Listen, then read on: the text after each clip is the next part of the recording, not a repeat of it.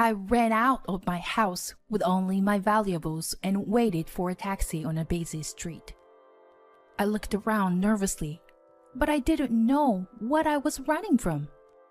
I didn't understand how I had ended up being forced to run away instead of enjoying my honeymoon, which I had been looking forward to.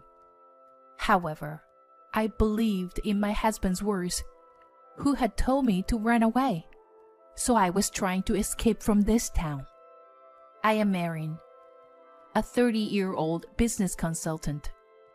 Although I had been feeling like a newcomer for a long time, I had become the one responsible for the branch and was spending busy days.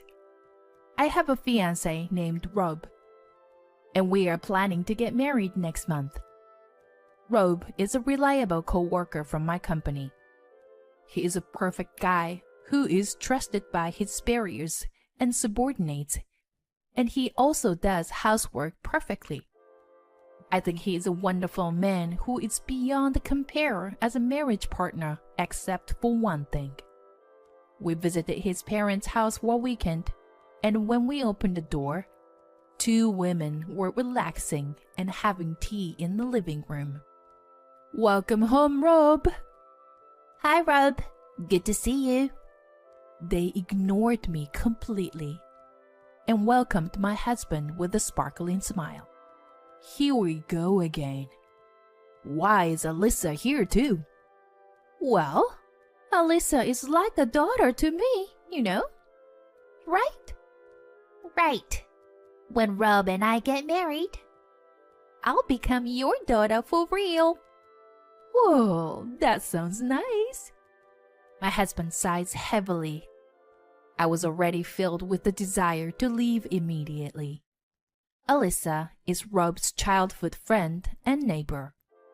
With her big bright eyes, slender figure, and a talent for being spoiled, she is the type of woman who men can't resist. For some reason, she has become fixated on Rob, especially since he told his parents that we were getting married. Alyssa sends him endless messages, constantly asking him to meet up. Her persistence made me anxious, so I asked Rob about it. "Babe, aren't you being pursued by a cute childhood friend like her and just not interested?" When I asked my husband, he looked really disgusted. "Well, she pretty much hooked up with everyone on the basketball team in high school.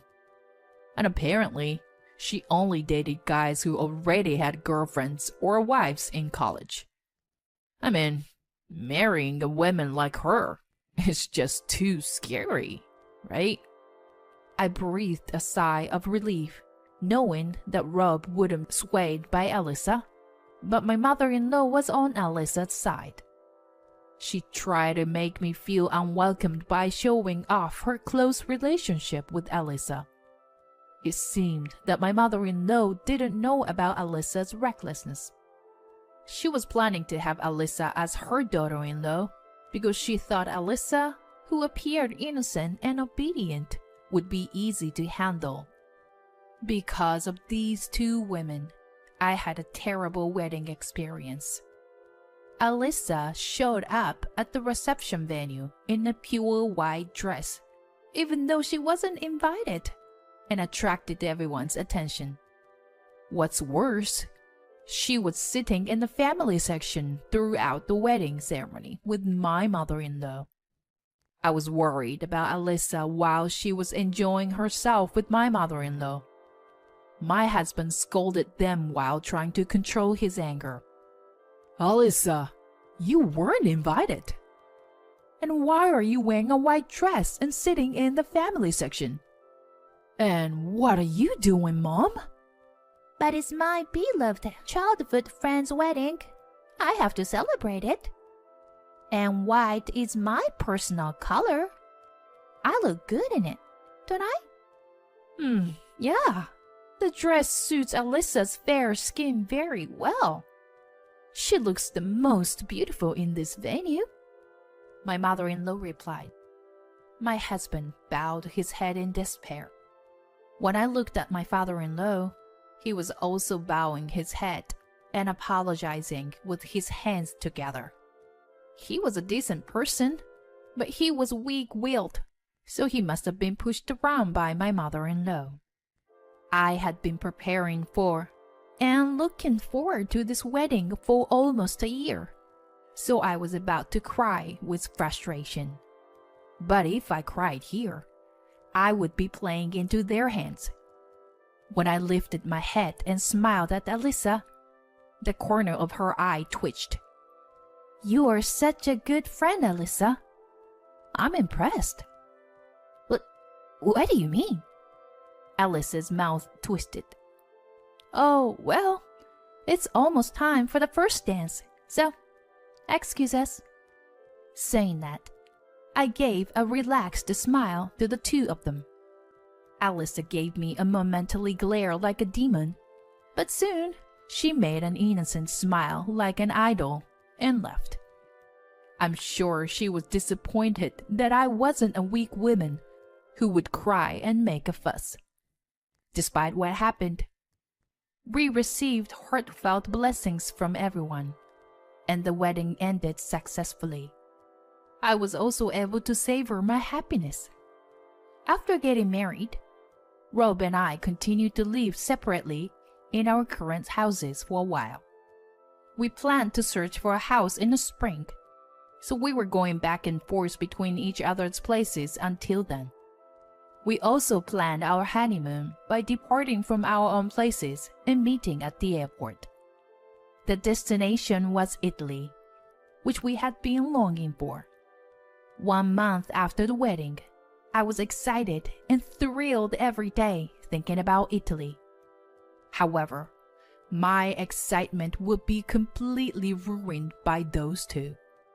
On the day of our honeymoon, my husband called me while I was fidgeting, wondering if I had forgotten anything. Ciao! What's up, babe? We're supposed to meet at 11, right? Erin, sorry. Contrarily to my carefree attitude, my husband shouted frantically on the phone. I'm sorry, but we have to cancel our honeymoon. Whatever you do not come to the meeting place. What? Listen, do not leave the apartment under any circumstances. No, wait. Leave there right now and go back to your parents' house, please. Wait. What's going on? I'm sorry. I'll explain later. Just please, leave now. And the phone was suddenly disconnected. I stared at the phone in amazement. I felt my joy disappear as I heard my husband's bewildered state, although I didn't know why. Could he have been involved in a crime? Just imagining it sent shivers down my spine.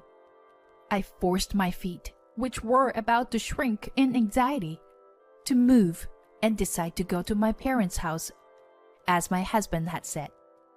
Of course, my parents were in a panic since their newlywed daughter, who was supposed to be on her honeymoon, came back looking pale.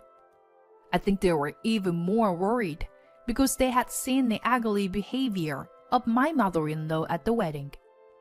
I was in trouble because I didn't even know why I was there and wanted to explain the situation. Then, a call came from an unknown number. It was the police. The police officer told me the reason why he called me in a softer voice than I had expected. Residents reported that there were women shouting loudly while knocking the door of your room. So we secured them as they seemed excited. However, this woman is claiming to be your mother. What? My mother? What? Me? I exclaimed. And my mother, who was right next to me because I had to put the call on speakerphone, also shouted in surprise. The police were surprised to hear my mother's voice. I was also momentarily stunned, but I soon realized who the women were. It was my mother-in-law. and probably Alyssa was with her too. I didn't know why they had come to my place on the day of my honeymoon, but my husband had probably panicked because of them. The time for the flight we had reserved had passed, and our honeymoon was ruined because of them. I told the police officer firmly in a strong tone. My mother is next to me. Those people are strangers. Wait, Erin, it's me. It's me. My mother-in-law shouted on the other end of the phone, but the police officer seemed to sense something. Thank you for your cooperation, ma'am. I hung up the phone after hearing these words. Probably my mother-in-law and Alyssa had come to my apartment to hurt me. Several hours later, late at night, my husband appeared at my parents' house. As expected, it was my mother-in-law and Alyssa, who had been taken care of by the police. They had planned to detain me when they learned that we were supposed to meet at the airport. Their scenario was like this. Alyssa would run to my husband, who was waiting at the airport, and lie that I had eloped with another man. Then Alyssa would comfort my shocked husband and take him away. Then they would go on a honeymoon trip together, and maybe Alyssa would deepen her love with him instead of me. It was such a ridiculous plan, and I couldn't help but be amazed by their shallowness. But their plan wasn't just that. After detaining me, I was supposed to be taken to a man picked by my mother-in-law. He was a 45-year-old unemployed man who was her brother. They had even put Alyssa's cousin on standby in a car for this purpose, which sent shivers down my spine. The reason why my husband knew about their terrible plan was thanks to my father-in-law. He happened to encounter my mother-in-law and Alyssa discussing their plan on the day of our honeymoon and contacted my husband. My husband and father-in-law went to the police to handle everything and finally came to my parents' house. My husband apologized for canceling our honeymoon and for his part in handling everything. He had done everything he could, but he looked exhausted after just one day. I was sad and frustrated, but I couldn't blame him. However, I would never forgive my mother-in-law and Alyssa. From that day on, I switched from the defensive to offensive. First, I demanded that they pay for the cost of repairing the apartment door that they had broken, as well as compensation to the management company for the inconvenience caused. I even demanded that they pay for the cancellation fee of the honeymoon trip, which cost almost $15,000 in total. Of course, the two of them resisted. It's not my fault. It's Rob's fault for not being honest, even though he likes me. I just want your happiness, Rob. All right, I understand. Oh, yeah? Rob, I know you have feelings for me. I mean, if you are not willing to pay, then we will have to take this to court. Huh? Court? If this goes to court, I'll have to pursue the fact that you tried to kidnap my wife too. And then the cost and the compensation will go up. When my husband mentioned the word court, my mother-in-law began to tremble, and Alyssa burst into tears. Rob, will you forgive me, right? I'm important to you, right? No, and no. I will never forgive you. Alyssa let out a small scream as my husband glared at her with cold eyes. How can you do this to me? But you love me too, don't you, Rob? How can I love a woman who's screwing multiple men at once, including married men? My mother-in-law looked shocked when she heard this. And I also supported my husband. You said you liked Rob. But wasn't it only after I got engaged to him? I bet you suddenly became interested in him as soon as he belongs to someone else. Wait, what?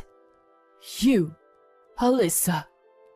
Alyssa's eyes swim with agitation, and she points to my mother-in-law and yelled, Rob, your mother was trying to use me because she didn't like Erin. Alyssa, are you really trying to put the blame on me? Rob, she's lying. I was trying to stop her, you know. As the two of them started arguing and almost getting into a fight, Alyssa's parents and my father-in-law intervened and settled the matter. They decided to split the costs equally. Alyssa's parents, who had not noticed their daughter's outburst, apologizing profusely. We also made a written agreement that if Alyssa and her mother approached us again, there would be penalties. The plan had failed, but it was too malicious for us to forgive them. 3 years later, we were living peacefully with our son when a man visited us. He introduced himself as Alyssa's fiancé, dressed in a smart, expensive suit. When he went to Alyssa's family home to greet her parents, he happened to meet one of her classmates. And the classmates told him about Alyssa once being obsessed with my husband. We hadn't heard her name in a while, and were taken aback. That classmate was probably someone who attended our wedding and witnessed Alyssa's misconduct. I heard that Alyssa was planning to steal you away or something like that. I thought it was just a joke, but I noticed that Alyssa looked pale and shaken. So I did some investigation. You and Alyssa are childhood friends. You're not with her, right? Of course not. We've never even dated. Rob's statement put Alyssa's fiancé at ease. Rob continued. However, there's a possibility that she's dating someone other than me. Huh? The Alyssa I know seems to be going on dates with different men every day. She even showed up at our wedding in a white dress and confidently sat in the groom's family section without being invited. That's... If you were going to investigate, I think you should widen the score beyond just me. Yes. Thank you for your time. Excuse me. Then Alyssa's fiancé replied in a barely audible voice and left our home unsteadily. It seems that Alyssa's fiancé was the son of a well-known company president and financially stable. But his family was furious when they found out about Alyssa's deception. Not only has she been seeing other men while engaged to him, but there were several of them, and he had broken off the engagement and was also demanding compensation for damages. On top of being abandoned by her fiancé, she was also in debt. It's time for her to realize that a life of deceiving others is coming to an end. I don't really care about her, but it's so satisfying to see her get what she deserves. On the other hand, it seems that my mother-in-law and Alyssa engage in catfights every time they see each other, which is caused by the fact that they live nearby. I feel sorry for the neighbors who are forced to witness their ugly fights. In addition to that, my mother-in-law seems to be restless every day because she can't even meet her first grandchild. While my father-in-law happily comes over to our house with baby supplies, she watches him leave while biting her nails. Although she had sent baby clothes and toys to us a few times, I returned them without even looking inside. Amidst not being able to see her grandson or son, she must be grateful for the kind presence of her husband. As for my own family, this year, when my son turns 4 years old, we are planning to make up for our cancelled honeymoon. We are going to Italy.